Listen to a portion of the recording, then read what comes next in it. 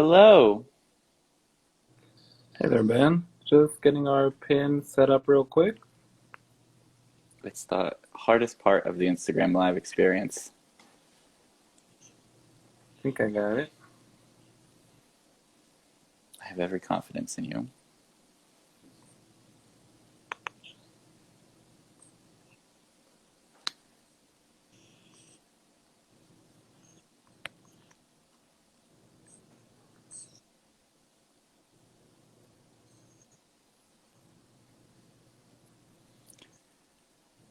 Hi, Whitman-Walker. Hi, Lyndon. Good to see you joined.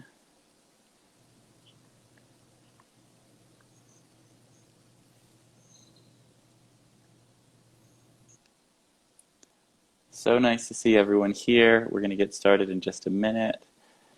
I want to let people know that Efrain is our translator today, who will be translating into American Sign Language, and so we will be hostless. So I'll be asking myself the questions, which I think will be okay. Oh, and my beloved cat has joined us. Great, we're pinned. Good job.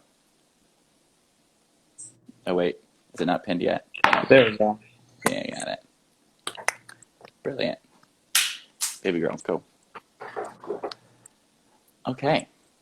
Do you want to go ahead and introduce yourself, Efrain? Yeah, real quick. Hi, my name is Efrain Rodriguez. I'm ASL certified ASL interpreter, working in the medical field, and I'll be helping with communication access today. Thank you so much for joining us. I'm very glad you're here. My name is Benjamin Brooks. I use he, him pronouns, and I am the Assistant Director of Policy with Whitman-Walker Health. In my job, I work across departments at Whitman-Walker to communicate and educate government government officials about how they can help improve LGBTQ health and to help the people living with or at risk for HIV. So, as I said earlier, we are without a host, so I will be sort of asking myself questions and answering the questions as well. So during the past few months, Whitman-Walker's Community Health Department has expanded its outreach efforts to social media platforms.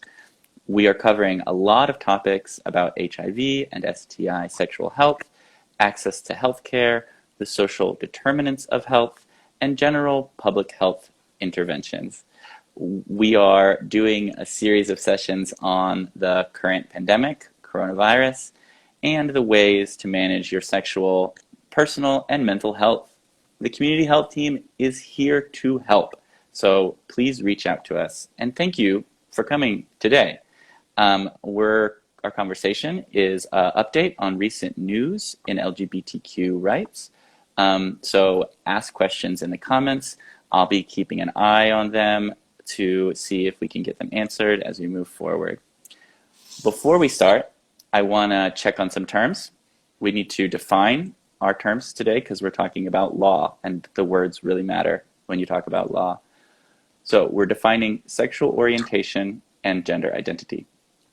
Sexual orientation, defined by GLAAD, is the scientifically accurate term for an individual's enduring physical, romantic, and emotional attraction to members of the same or opposite sex. So this includes lesbian, gay, bisexual, and heterosexual orientations, among others. There's a wide variety. The National Center for Transgender Equality defines gender identity as your internal knowledge of your gender, your knowledge that you're a man, a woman, or some other gender. In contrast, gender expression is how you present your gender on the outside to the public. So for our conversation, we really understand gender identity to be defined as your internal sense of being male, female, or non-binary. When we talk about LGBT communities, we're talking about a huge variety of gender variant and sexually variant people with differing identities that overlap race, age, countries of origin, socioeconomic status, and healthcare needs, healthcare access barriers, and so much more that goes into providing care for the individual who comes to our doors. So we have to take all of these into account when we try to provide healthcare to our community. It's really exciting to be doing this complex work. So as we get started, please ask questions in the chat. The law can be intentionally confusing. I want to try to break those barriers and make it as simple and understandable as possible. So when we last talked, June 11th, Thursday night, we were waiting on the Supreme Court to decide some things. A lot has happened since then, so I want to try to run through some history about the last few weeks before going into the details.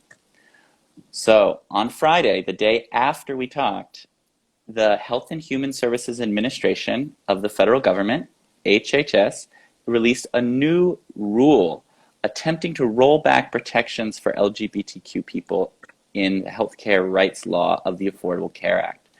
According to the Trump HHS, the Affordable Care Act's prohibition of sexual discrimination in healthcare and health insurance does not protect people against discrimination based on their gender identity and sexual orientation.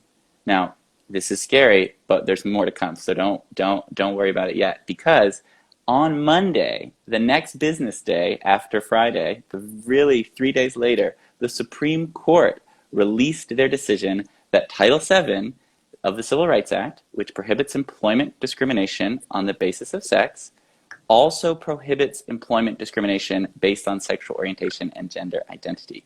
We won. It's big news because this is the result we were hoping for.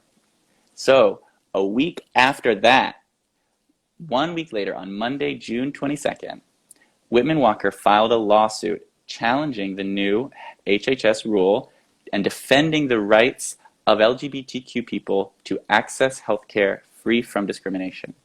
Included in the suit are our Chief Health Officer, Dr. Sarah Henn, and the Senior Director of Behavioral Health, Dr. Randy Pumphrey. They're on themselves, for themselves, and their patients. We are joined in our lawsuit by the Trans-Latino Coalition, Bradbury Sullivan LGBT Community Center, the Los Angeles LGBT Center, and other plaintiffs. Our lawyers are Lambda Legal and Steptoe Johnson, a major law firm. We have great lawyers working with us, and we're very excited. So, this is the history. Let's take a second to celebrate, because we won. The court based their decision on an understanding that sexual orientation discrimination and gender identity discrimination are discrimination based on sex, because these identities are, quote, inextricably bound up with sex. It's been very powerful to see these arguments that LGBTQ lawyers and advocates have been using for years work so well.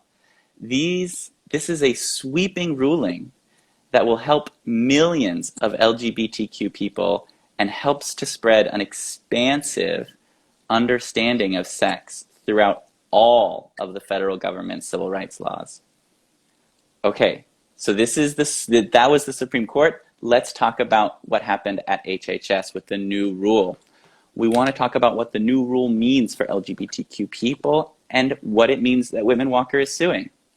So, the new rule tries to remove LGBTQ non-discriminations in healthcare, including health insurance. The new rule is interpreting the Healthcare Rights Law, Section 1557, part of the Affordable Care Act, that prohibits discrimination based on sex and race and color, national origin, age, and disability. So in the new rule, the Trump administration claims that discrimination based on sexual orientation and gender identity is not discrimination based on sex. The new rule also tries to reduce language access for patients with limited English proficiency and services that Ephraim provides. So Whitman-Walker is suing to defend everyone's rights to receive health care free from discrimination. So don't worry too much. Currently, the 2016 rule under the Obama administration is still in effect, and Section 1557 is still the law, and the law protects LGBTQ people from discrimination, despite what the Trump administration tries to do. It is still illegal to discriminate against LGBTQ people in healthcare. The new rule will not go into effect until August 18th at the earliest, and we are going to court to stop it. If you believe that you have been discriminated against or have questions about a problem or your situation, please contact our legal services department. The contact information is in the chat, and I can say the phone number out loud. It is 202-939-7630. Great. All right. So the new rule claims that sexual orientation and gender identity discrimination are different from sex discrimination. But the Supreme Court said that sexual orientation and gender identity discrimination is sex discrimination. So who's right, and what does that mean? So the Supreme Court's decision conflicts with HHS's new rule. Taking you back to some civics courses, we have 3 branches of government, and we use the separation of powers to protect individuals from overreach from any one part of the government. In this instance, the Supreme Court is the judicial branch, and HHS is part of the executive branch. They disagree with each other over the meaning of the law that Congress, the legislative branch, passed. In our government, if there is a disagreement about what the law means, the Supreme Court gets to decide.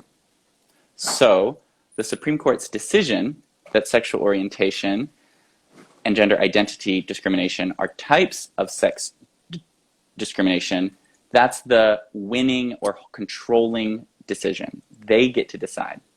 So this ruling, though, is for Title VII, which is only about employment. Thankfully, other laws have borrowed the style and construction of Title VII. So the Supreme Court's decision will be used to interpret those laws and ripple outward to education, housing, banking, and healthcare. We hope that the courts will overturn HHS's new rule based on the Supreme Court's decision. Of course, the Trump administration lawyers will argue otherwise, but we think those are losing arguments. This decision is probably very good news for Whitman-Walker's lawsuit, and is definitely very good news for LGBTQ people. Folks who get their health benefits from their employer are also protected because of the Title VII decision from the Supreme Court, which includes protections based on gender identity.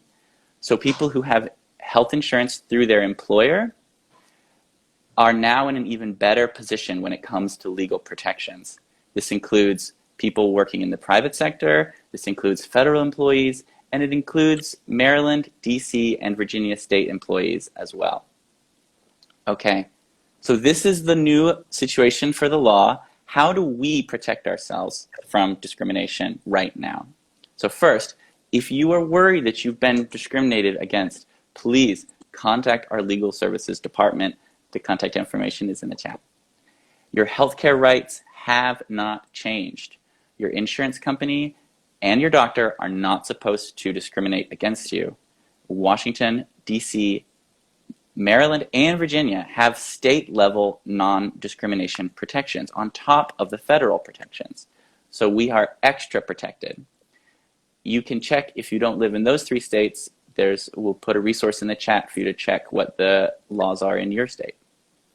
You have the right to be treated with respect in a healthcare setting and receive the care that is medically necessary. Healthcare providers cannot discriminate against you. They may not misgender transgender patients or refuse to provide medically necessary healthcare.